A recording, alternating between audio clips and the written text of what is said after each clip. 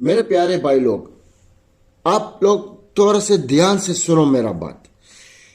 यार कोई भी मांगेगा आप लोग का आईडी कार्ड, बोलेगा हम मानते हैं हमारा बच्चा लोग को पैसा भेजेगा या क्या करेगा। तुम पहला श्योर हो जाओ ये इंसान किधर पैसा बेचता है, ये कौन है। उसको नहीं कि खाला सब मालूम है, शायद कोई कोई है अच्छा दे ले, बोले नहीं हमारा दोस्त है पकड़ो। बहुत बहुत गलत जगह पे पैसा बेचता है, ये याद रखो। जैसा मेरा दोस्त का साथ हुआ, और क्या हो गया उसको, वो बेचारा नहीं जानता था। एक आदमी आता था, उसको बोलता था अभी तक हमारा आईडी खलास नहीं है, ये नहीं है, हम मत बेचेगा पैसा हमारा बच्चा लोग के लिए, हम लोग के लिए। लेकिन वो गलत गलत जगह में पैसा बेचता था। फिर एक पुलिस का फोन आया एक दिन, उसको बुलाया, बोला तुम क्यों है, बोला हम नहीं है, वो दूसरा आदमी है। बोला अच्छा क्यों, तुम आईडी दिया, तुम बच्चा नहीं है, ये तुम्हारा आईडी है, तुम्हारा नाम लिखा है, तुम्हारा सब चीज़ है, तो तुम जिम्मेदार है। इसलिए हम आप लोग का हाथ जोड़ते हैं, किसी को आईडी नहीं दियो। आईडी में बहुत मुसीबत कर सकते हैं, बैंक अकाउंट खोला कर सकते हैं, सिम कार्ड पकड़ सकते हैं, बहुत चीज़ कर सकते हैं। तो प्यारे भाई लोग, खुद का आईडी संभालो अच्छे से, किसी को आईडी नहीं दियो। आईडी बहुत खतरा चीज़ है, ये याद रखो। तुम लोग जो भी करता है, क्या करता है, सब चीज़ पता चलता है। मत समझो कोई सोया है, इन लोग पगार लेता है ये चीज़ में के लिए। तुम याद रखो, तुम्हारा आईडी को संभालो। और दूसरा चीज़ हमने मतलब तुम लोग का हाथ जोड़ता है, सेफ्टी रहो और सब चीज़ संभालो, किसी तुम लोग को उल्लू ना बना। बहरीन में वर्क वीज़ा अगर इंडिया से आते हैं बहरीन में वर्क वीज़ा पे, तो आपको कितना पैसा खर्च हो जाता है, मैं पूरी जानकारी बताऊंगा ए से लेके जेड तक। यानी कि आप जब तक इंटरव्यू देते हैं, इंटरव्यू से लेके बहरीन कंट्री आने तक का टोटल खर्च मैं बताऊंगा कि कैसे कैसे कहाँ कहाँ कैसे कैसे कितना खर्च होता है। मैं सारी जानकारी आपको इस वीडियो में देने वाला हूँ। जाइए हमारे चैनल को सब्सक्राइब कीजिए, लाइक कीजिए, शेयर कीजिए, अपने भाई को सपोर्ट कीजिए, ताकि आपका भाई और भी अच्छी तरीके से आपको जानकारी दे सके। तो इसलिए चैनल को जरूर सब्सक्राइब कीजिएगा।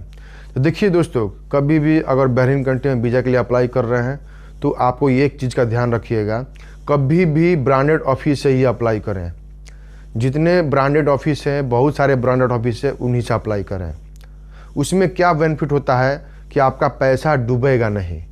अगर वीज़ा नहीं आता है तो डूबेगा भी नहीं, आपका पैसा रिटर्न मिल जाएगा। लेकिन प्राइवेट ऑफिस से अगर अप्लाई करते हैं तो उसमें क्या है कि पैसा भी ले लेंगे और जल्दी देंगे नहीं। जब तक आपका काम नहीं दूसरे जगह करवाएंगे तब तक आपका पैसा नहीं मिलेगा। ठीक है, तो मान के चलिए कि अगर आप इंटरव्यू देने जाते हैं तो इंटरव्यू देने में कम से कम आपका 1 से 2 हज़ार रुपये तो खर्चा बैठ ही जाते हैं। ठीक है, मान के चलिए अगर बाइक से जाते हैं तो पेट्रोल इतना महंगा है, पेट्रोल खर्च आपका दिन, अगर कोई कहीं काम करते हैं तो पूरा दिन आप दिए हैं उसमें, तो आप दिहाड़ी मजदूरी के हिसाब से जोड़ते हैं तो 500 रुपये उसमें होते हैं, तो 500 उसको निकाल दीजिए, मतलब 2 हज़ार रुपये आपका खर्चा बैठता है। उसके बाद गमका मेडिकल कराना जाते हैं तो गमका मेडिकल का चार्ज कितना है, 5,000 रुपये। 5,000 रुपये गमका मेडिकल का चार्ज है। उसके बाद उसका अपॉइंटमेंट पकड़ते हैं तो उसमें लगते हैं कम से कम 1200-1500 रुपये, लेकिन मैं 1,000 रखता हूँ। तो 5,000 गमका मेडिकल, 1,000 अपॉइंटमेंट लेटर, यानी कि 6,000 रुपये। उसके बाद गमका मेडिकल कराने जाते हैं तो उसमें अगर मान के चलिए रिपोर्ट उसी दिन दे देता है तो कम से कम 1 से 2 हज़ार में हो जाता है आपका। अगर रिपोर्ट देने में लेट कर दिया, रिपोर्ट बोल दिया कि 2 दिन में देंगे, 3 दिन में देंगे, तो आपका खर्चा बढ़ जाएगा, यानी कि 3,000-4,000 रुपये और उसमें बढ़ जाएंगे। तो यानी कि 6,000 रुपये और 4,000 रुपये, यानी कि 10,000 रुपये आपका गमका मेडिकल को हो गए। ठीक है, तो 10,000 यानी कि 2,000 आपका इंटरव्यू का, 12,000 रुपये ये हो गए। उसके बाद मान के चलिए कि अगर आपने फ़्लाइट पकड़ना है तो फ्लाइट पकड़ने के लिए जाएंगे तो आपका जो है लगेज वगेज जो भी सामान खरीदेंगे उसमें आपका जो है 2-3 हज़ार रुपये जाएगा सामान खरीदने में। तो सामान खरीदेंगे तो 12,000 और 4,000 कितना हो जाएगा, 16,000 रुपये। 16,000 ये हो गया। उसके बाद जब आप फ्लाइट पकड़ने जाएंगे तो उसमें आपका 2 से 3 हज़ार रुपये लग जाएंगे। जैसे मान के चलिए कि अगर आपका एयरपोर्ट दूर है और मान के चलिए ट्रेन से जाएंगे आप, तो आपका जो है 2 से 3 हज़ार उसमें बैठ जाएंगे। तो 16,000 3,000 कितना हो जाएगा, 18,000 रुपये। मतलब 18,000 रुपये, 19,000 होते हैं लेकिन मैं 18,000 रखता हूँ। ठीक है, उसके बाद जैसे ही आप ऑफिस पे पहुँचते हैं तो ऑफिस वाले क्या करते हैं कि 3 दिन पहले ही बुला लेते हैं आपको। जिस दिन फ्लाइट है उस दिन नहीं बुलाएंगे, 3 दिन पहले बुलाएंगे। उसके बाद वहाँ पे हिसाब किताब होगा आपका, वहाँ पे ऑफिस चार्ज बोलेंगे, ऑफिस चार्ज मतलब ब्रांडेड ऑफिस से लगाए हैं तो आपको वहाँ पे कम से कम 60,000 रुपये 65,000 रुपये बहरीन कंट्री आने के लिए आपको देना पड़ेगा वहाँ पे। ठीक है, तो 60,000 अगर वहाँ पे दे देते हैं तो उसके बाद वो लोग बोलेंगे कि 3 दिन, आपको 3 दिन के बाद फ़्लाइट है।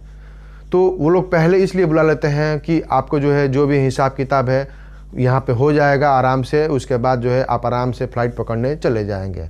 और उसके हिसाब जितने भी लड़के आने वाले हैं धीरे धीरे करके सब सारे लड़के कलेक्ट हो जाएंगे जितने लोगों को फ़्लाइट है उस दिन।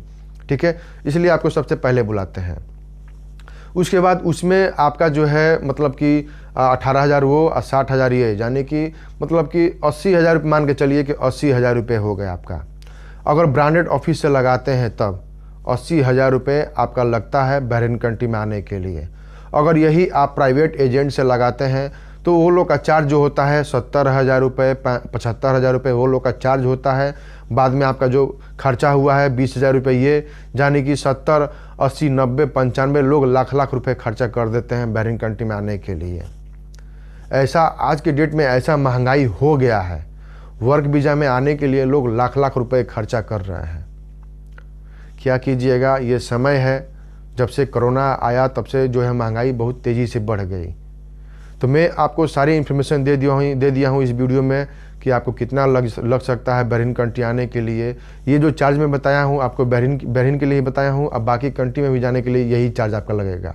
ठीक है, तो जल्दी जाइए, हमारे चैनल को सब्सक्राइब कीजिए, लाइक कीजिए, शेयर कीजिए, अपने भाई को सपोर्ट कीजिए ताकि आपका भाई और भी अच्छी तरीके से आपको जानकारी दे सके। चलिए वीडियो को समाप्त करते हैं। जय हिंद, जय भारत।